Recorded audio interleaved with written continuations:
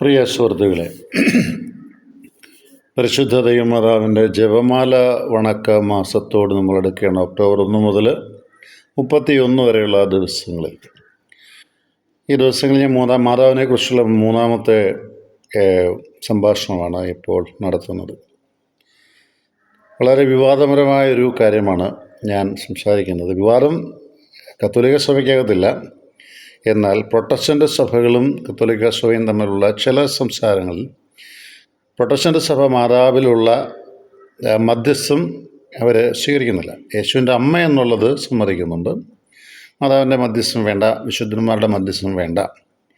അവർ വ്യക്തമായിട്ട് എടുത്തു പറയുന്ന ഒരു കാര്യം ഇതാണ്: യേശുക്രിസ്തു സ്ത്രീയെ എനിക്കും നിനക്കും തമ്മിൽ എന്ത് എന്ന് കാനായിലെ കല്യാണത്തിൽ, യോഹന്നാൻ്റെ സുവിശേഷം 2-ാം അധ്യായം, അങ്ങനെ ചോദിച്ചു എന്നാണ് പറയുന്നത്. തമ്മിൽ എന്ന വാക്കിൻ്റെ ഹീബ്രുവിലേക്കൊക്കെ പോകുമ്പോഴോ അല്ലെങ്കിൽ അറമായ ഭാഷയിൽ പോകുമ്പോഴോ തമ്മിൽ എന്നൊരു വാക്കോടെ ചേർത്തിട്ടില്ല.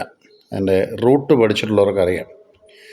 അത് ഒന്ന് നോക്കുന്നത് നല്ലതാണ്. തമ്മിൽ എന്നൊരു വാക്കോടെ ഇല്ല. ഇനി തമ്മിൽ ചേർത്താലും ഒരു കുഴപ്പമില്ല. അത് ഉൽപ്പത്തി പുസ്തകം 3-ാം അധ്യായത്തിൻ്റെ 16-ാം വാക്യത്തിൽ ഏദൻ തോട്ടത്തിന് നടുക്ക് നിൽക്കുന്ന വൃക്ഷത്തിൻ്റെ ഫലം ഭക്ഷിച്ച് ആ ഹവ്വയെ യഹോവ വിളിക്കുന്നത് സ്ത്രീയെ എന്നാണ്. സ്ത്രീയെ എന്ന് വിളിച്ചുകൊണ്ടാണ് സംബോധന ചെയ്യുന്നത്. അവിടെ എന്നിട്ട് അടുത്തൊരു വാക്ക് പറയുന്നുണ്ട്: നിന്നെ പാപത്തിലേക്ക് നയിച്ച സർപ്പത്തിൻ്റെ തല നിന്നിൽ നിന്ന് ജനിക്കുന്ന ഒരു സന്തതി തകർക്കും. ഒരു സന്തതി നില സന്തതി തകർക്കും. സ്ത്രീയും പാമ്പും തമ്മിൽ ശത്രുതയുളവാക്കും, നിൻ്റെ സന്തതികൾ തമ്മിലും ശത്രുതയുളവാക്കും. ഇതേക്കൂടെ നിൽക്കട്ടെ. ഇനിയും അടുത്തത് സ്ത്രീ എന്ന സംബോധന കാനായിലെ കല്യാണത്തിന്. സ്ത്രീ എനിക്കും നിനക്കും എന്ത്? അതായത് യേശുക്രിസ്തു കാനായിലെ കല്യാണത്തിൽ പങ്കെടുക്കുമ്പോൾ കല്യാണത്തിനവിടെ ഒരു പ്രധാനപ്പെട്ട വിഭവമാണ് വീഞ്ഞ്.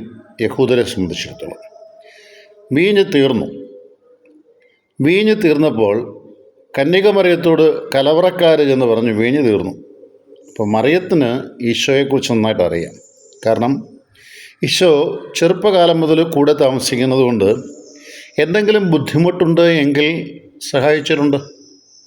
12-ാമത്തെ വയസ്സിൽ കാണാതെ പോകുമ്പോഴും തിരിച്ച് കണ്ട് വരുമ്പോഴും അവിടെ താർക്കികരോട് തർക്കിക്കുക, അവിടുത്തെ പുരോഹിതരോട് തർക്കിക്കുക.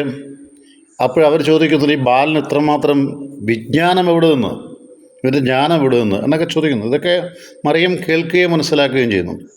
മാത്രമല്ല, യേശുക്രിസ്തുവിൻ്റെ ജന്മസമയത്ത് നടന്ന സംഭവങ്ങളൊക്കെ, ആട്ടിടയന്മാർ വന്നു മുട്ടുകുത്തി നിൽക്കുന്നു, രാജാക്കന്മാരെ പൊന്നും മീറയും കൊണ്ടുവരുന്നു, ആകാശത്ത് നക്ഷത്രം ശോഭിച്ച് നിൽക്കുന്നു, ഇടമില്ലാത്തടത്ത് പശുക്കളും ആടുകളും ഒക്കെ മാറിക്കൊടുക്കുന്നു.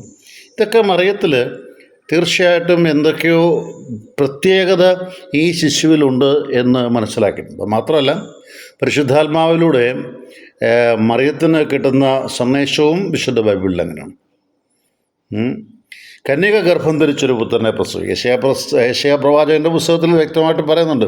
വർഷങ്ങൾക്ക് മുമ്പേ യെശയ്യാ അത് പ്രവചിച്ചിട്ടുണ്ട്. അതുകൊണ്ട് എൻ്റെ വിഷയം ഇതല്ല. അപ്പോൾ എന്നിട്ട് ഈജിപ്തിലേക്കുള്ള പലായനം, തിരിച്ചുള്ള വരവ്, ഇതൊക്കെ മറിയത്തിന് ദൈവത്തിൻ്റെ വലിയൊരു പദ്ധതി തന്നിലൂടെ യേശുക്രിസ്തു വഴി നടക്കുന്നു എന്ന് മറിയത്തിന് അറിയാവുന്നതുകൊണ്ടാണ് നാളതുവരെ ഒരത്ഭുതവും മറിയത്തിൻ്റെ മുമ്പിൽ ചെയ്തിട്ടില്ലാത്ത യേശുവിൻ്റെ അടുക്കിലേക്ക്, അല്ലെങ്കിൽ തൻ്റെ മകനെ ആശ്രയിക്കാനായിട്ട് അവിടെ കലവറക്കാരെ ഏൽപ്പിക്കൂ ഒരമ്മ. ആ അമ്മ പറഞ്ഞു, നിങ്ങൾ അവൻ്റെ അടുക്കൽ ചെല്ലുക, പറയുക വീഞ്ഞ് തീർന്നിരിക്കുന്നു പറയുക. അപ്പോൾ ഈശോ പറഞ്ഞു, കൽഭരണികൾ നിറയ്ക്കുക, വെള്ളം നിറയ്ക്കുക. 7 കൽഭരണികളിൽ വെള്ളം നിറച്ചു, കോരി കൊടുത്തോളാൻ പറഞ്ഞു. വേറെ ഒന്നും ചെയ്തില്ല, വെള്ളം നിറച്ചു, കോരി കൊടുത്തോളാൻ പറഞ്ഞു. ഇവിടെ സ്ത്രീയെ എന്ന് വിളിച്ചു.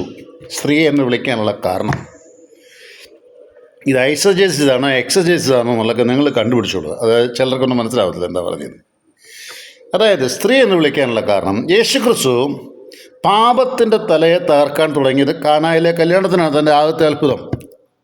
പാപം എന്ന് പറഞ്ഞാൽ ഞാൻ ലോകത്തെ രക്ഷിക്കാമെന്നാണ്, പാപത്തിൽ നിന്ന് വീണ്ടെടുക്കാമെന്നാണ്. ഉൽപ്പത്തി പുസ്തകത്തിൽ എന്താ പറഞ്ഞേ? നീയും പാമ്പും തമ്മിലുള്ള ശത്രുത. ഇത് വിശ്വാസികൾക്ക് പെട്ടെന്ന് മനസ്സിലാകത്തുള്ളൂ.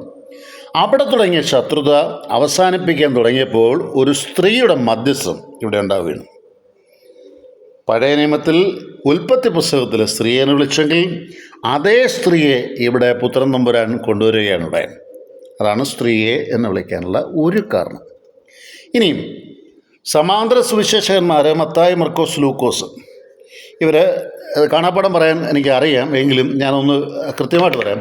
ലൂക്കാസ് സുവിശേഷം 8:19, മർക്കോസ് സുവിശേഷം 3:33, അതോടൊപ്പം തന്നെ മത്തായിയുടെ സുവിശേഷം 12:46 മുതൽ 50 വരെയുള്ള വാക്യങ്ങളിൽ യേശു പ്രസംഗിച്ചുകൊണ്ടിരിക്കുമ്പോൾ മാതാവും സഹോദരന്മാരും അവനെ കാണാൻ വന്നു. കണ്ടുവന്ന ജനം പ്രസംഗിച്ചുകൊണ്ടിരിക്കുന്ന ഈശോയോട് പറഞ്ഞു, നിൻ്റെ അമ്മയും സഹോദരന്മാരും നിന്നെ കാണാൻ വന്നിരിക്കുന്നു.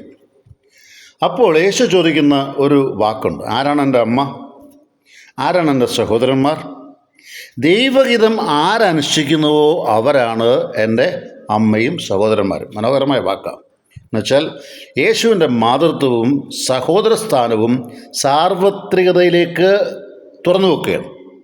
അതായത് ദൈവത്തിൻ്റെ വചനം പാലിക്കുകയും അനുസരിക്കുകയും ചെയ്യുന്നവരാരോ, അവിടെ ജാതിയില്ല, മതമില്ലൊന്നുമില്ല. ദൈവവചനം, ദൈവത്തിന്, ഈശ്വരന് ഇഷ്ടമായൊരു പ്രവർത്തിക്കുന്നവരൊക്കെ ദൈവത്തിൻ്റെ അമ്മയാണ്, ദൈവത്തിൻ്റെ സഹോദരൻ. എത്ര സാർവലൗകികമായ ഒരു സ്നേഹത്തിൻ്റെ നിദർശനമാണ് അവിടെ. അവിടെ ആരുമില്ല, ഈശ്വരൻ്റെ ഇഷ്ടം നിർവഹിക്കുക. ഞാനപ്പോൾ ലോകാസമസ്ത സുഖിനോ ഭവന്തു എന്ന് പറഞ്ഞാൽ അതാണ് അതിൻ്റെ സത്യം. ഈശ്വര ഇഷ്ടം, ഈശ്വര ചിന്ത, ഇതൊന്നേ നമുക്ക് ശാശ്വതമേ ഉലകിൽ എന്നല്ലേ പറഞ്ഞേക്കുന്നത്. അപ്പോൾ അവിടെ ദൈവം, ഈശോ മാതൃത്വവും സാഹോദര്യവും സാർവത്രികതയിലേക്ക് തുറന്നു നോക്കി. ഞാൻ നിർത്തുകയാണ്. ഇനിയും വരുന്ന ദിവസങ്ങളിൽ ഞാൻ നാളെ എന്തുകൊണ്ടാണ് ജപമാലയുടെ ഏറ്റവും ആദ്യം കുരിശും ഈശോയുടെ രൂപവും കിടക്കുന്നതുള്ളത് ഞാൻ പറഞ്ഞുതരാം. ഞാൻ പറയാം എന്ന് വെച്ചാൽ പഠിപ്പിക്കില്ല. എന്നിട്ട് ഇത് ഇഷ്ടപ്പെടുന്നവർ ആരെങ്കിലും ഉണ്ടെങ്കിൽ ഷെയർ ചെയ്യുക. അതോടൊപ്പം തന്നെ സബ്സ്ക്രൈബ് ചെയ്യാൻ ആഗ്രഹമുള്ളവർ മാത്രം. ഞാൻ ഈ ഒരു 30 ദിവസവും ഞാൻ ഓരോ ടോക്ക്, ഓരോ ദിവ്യരഹസ്യങ്ങളെയും കുറിച്ചിടും. അത് കുറച്ചുള്ളൂ. ഇതിപ്പോൾ ഞാൻ സ്ത്രീയെ എനിക്കും നിനക്കും തമ്മിൽ എന്തെന്നും സ്ത്രീ എനിക്കും നിനക്കും എന്ത് എന്ന് ചോദിച്ചതാണ്. ഇത് തമ്മിൽ ചോദിച്ചാലും മാതാവിനോടുള്ള ഭക്തി ഞങ്ങളിൽ നിന്നും ഒരിക്കലും കുറയില്ല. മാതൃസ്ഥാനം ഹൈന്ദവരുടെ സങ്കല്പത്തിലും ദേവീസ്ഥാനമുണ്ട്. വിശുദ്ധ ബൈബിളുണ്ട്, വിശുദ്ധ ഖുർആനിൽ മറിയം ബീവിയെക്കുറിച്ച് പറയുന്നുണ്ട്. ഇതൊക്കെ അവിടെ നിൽക്കട്ടെ, ഞാൻ ഇത്രേ പറയുന്നുള്ളൂ.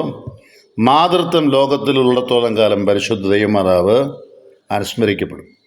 ഇതിൽ മാതൃത്വത്തിൽ നിന്ന് വിവാഹ ജീവിതം കൂടാതെ സ്വന്തമായിട്ട് ലോകത്തിനു വേണ്ടി ജീവിതം സമർപ്പിച്ചിട്ടുള്ള സിസ്റ്റേഴ്സിനും ആ അമ്മയുടെ ഭക്തിയിൽ വിശുദ്ധ കുർബാന അർപ്പിക്കുന്ന അച്ഛന്മാർക്കും അവരിൽ വിശ്വസിച്ചുകൊണ്ട് അവരോടൊപ്പം നിൽക്കുന്ന വിശ്വാസികൾക്കും ഞാൻ ഈ ജപമാല മാസത്തെ പ്രത്യേകം സമർപ്പിക്കുന്നു. നന്മയുടെ നല്ല ദിവസം. ഇഷ്ടപ്പെട്ടെങ്കിൽ ഒന്ന് സബ്സ്ക്രൈബ് ചെയ്യുക, ഇഷ്ടപ്പെട്ടവർക്ക് ഷെയർ ചെയ്യുക. ജോൺസൺ കരൂർ.